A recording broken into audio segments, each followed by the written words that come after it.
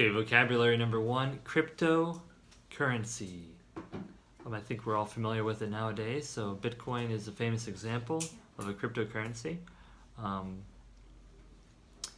Crypto is kind of similar to the meaning of like secret or like hidden kind of thing, like locked. Number 2, breakout, to develop suddenly and forcefully. Sometimes we use this for like a disease. Earlier you were talking about playing a zombie video game or something. So there's a breakout for zombies, right? There's some kind of disease or something, and it spreads everywhere, right? So in this example, we're talking about like K-pop breaking out, right? So it's like this industry in Korea, and then it becomes popular around the world suddenly, right? So a breakout would be that. Another kind of breakout, totally different context, but like sometimes skin will break out. People, they say, hey, do you want to go to McDonald's? Oh, sorry, no, it makes me break out. We're talking about skin, like getting red bumps everywhere, right? So maybe eating some bad food will make you break out. It's kind of allergic. Yeah, and Flemish? I guess you call it like trouble in Korea. Trouble. You get trouble, right? Yeah. Is it okay to say Trouble? skin trouble? It's no. Really? It's Konglish? Kind of, yeah. Yeah. I learned it here.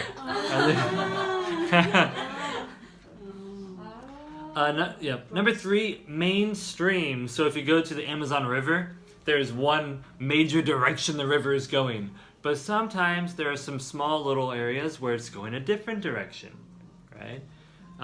But mainstream, yeah, it's like the main course of something. So mainstream music would be Psy. Everybody knows it.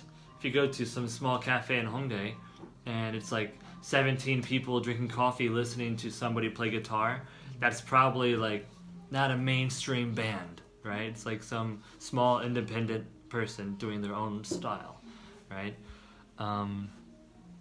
This example is President Donald Trump always follows the mainstream. So that's kind of true for a lot of politicians, right? If 51% of the people think A, then you also think A, right? If 49% of the people don't agree, then you don't do that, right? Number 4, crackdown, a particular instance or severity of punishment. So we talked about guns earlier.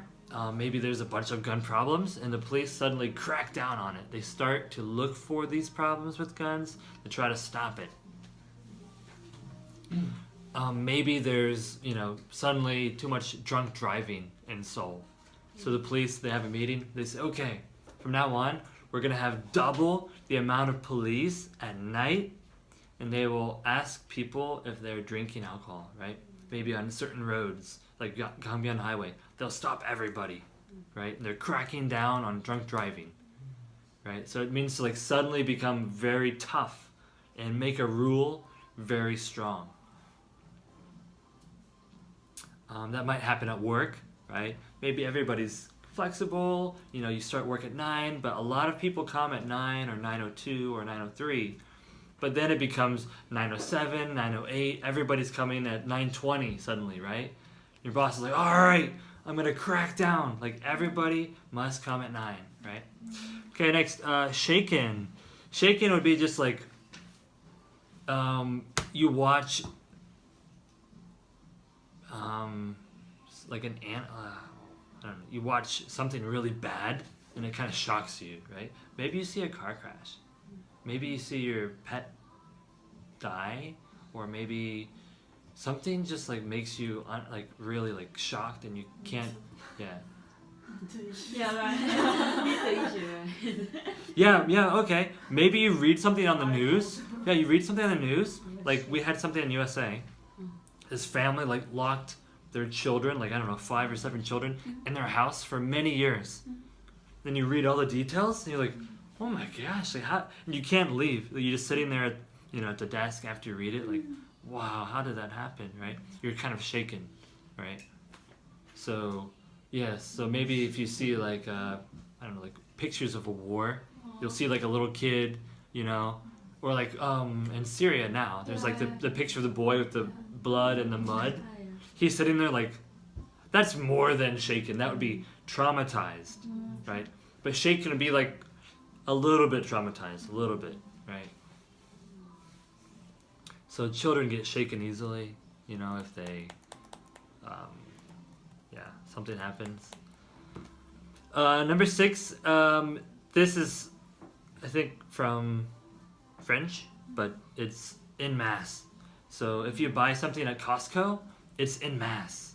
You don't buy just one muffin, you buy like 12 or 15 muffins, right? You buy everything en masse. You can't buy one candy bar, you buy like a 5-kilogram bag of candy bars, right? So Costco sells things en masse, right? Maybe there's a new Apple store in Saint-Sadon, and people ran, like they lined up en masse. It's not like, 9 people waiting, it's like 200, right? 200 people waiting. So that's en masse. Number 7, underpin, to give support or substance to. The example is the company's decision to increase everyone's pay is underpinned by the current tax changes in the country. So if maybe the tax for the country becomes too high, then the company will pay you more, right?